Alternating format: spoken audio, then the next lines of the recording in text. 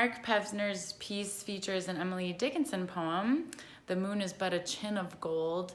And Emily Dickinson was an incredible person. She grew up in Amherst, Massachusetts from 1830 to 1886.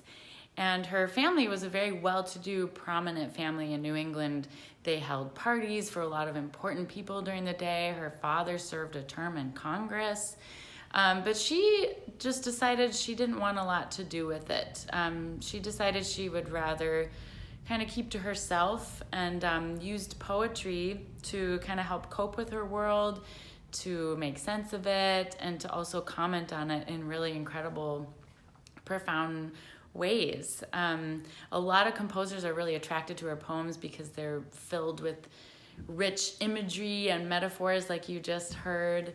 And so a lot of composers set her poems, and Jonathan Hess is going to tell you a little bit more about another composer who has set her poetry. This next piece is by Mari Valverde, called "The Soul Selects Her Own Society."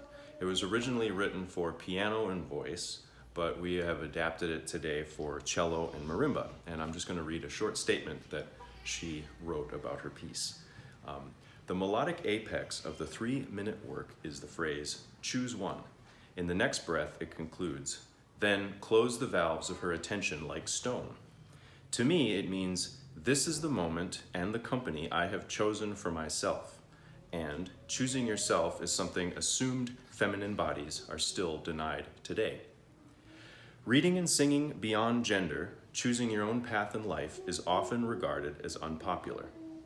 Dickinson, on the contrary, suggests that choosing your own path expresses that you have chosen to focus on things that really matter, things that truly define who you are.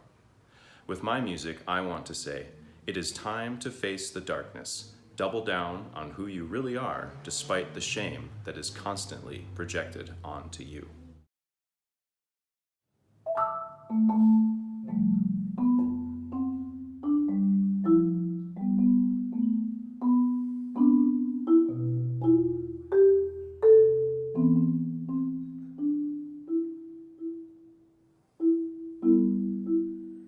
The